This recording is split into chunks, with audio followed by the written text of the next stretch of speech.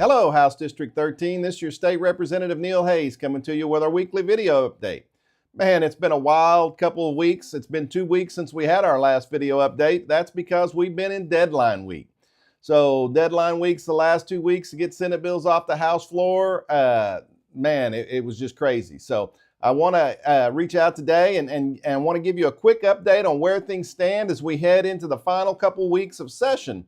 The last 2 weeks were super busy with deadline weeks, but the next 2 weeks will be busy as well. The House officially heard more than 250 Senate bills that worked their way through the legislative process this year. The REINS Act is a major step towards reining in out-of-control bureaucracy and restoring legislative oversight to state regulations, and I'm happy to say we got that passed and sent to the governor. I'm also proud of all the strong common sense legislation we've advanced and sent on to the governor's desk. Right now, it's up to the governor to decide which of those bills he will sign or which ones he will veto. In fact, it seems like vetoes are coming a little more common every year. But there's good news. There is a path forward for the legislature. The legislature can override these vetoes. Just to give you an update, the override of a veto will require 2/3 vote from both chambers, the Senate and the House. If the bill has an emergency, it will require 3/4 of a vote of each chamber in both the Senate and the House. So if that happens, we can still get good policy signed into law, whether the governor agrees with the legislature or not. But right now, we're just waiting for him to put his signature on them and get those into law.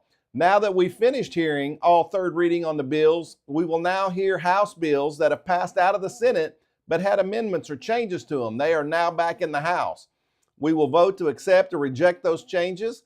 And if those changes aren't accepted, the bill's author can request a bill to go to conference committee to work out a compromise. There are times when Senate amendments over there will be so off base that we'll have to send a bill to conference and get those conference committees where members from both chambers can come together to work out the differences of opinions on the bill. If agreement is reached, it'll be voted on again before heading off to the governor for his signature. The other major item, and technically the most important item left on the agenda, is finalizing the state budget. This is our one constitutional duty that we have as a legislature. We must pass a balanced budget. Negotiations are underway to finalize a responsible balanced budget, one that respects your tax dollars and reflects Oklahoma values.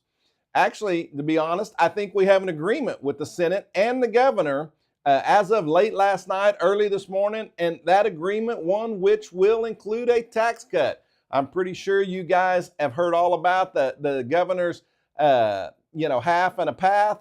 I don't think it's going to be a half. I'm not letting the cat out of the bag on what the tax cut will be or what's going forward. I do believe there will be an announcement on it later this week, if not today. Today is Wednesday. It may happen this afternoon. Also, you may have heard about the budget concerns involving the Department of Mental Health and Substance Abuse Services. I want you to know that we are actively working on a plan to secure supplemental funding so that vital services can be uninterrupted and continue, and state employees will receive their pay through the end of the fiscal year. Now on to a personal note. We had a couple bills sent to the governor's desk. One of those 2 bills that I have offered has been signed into law. We are anxiously waiting to see how he will respond to the other one. Hopefully we won't need a veto override.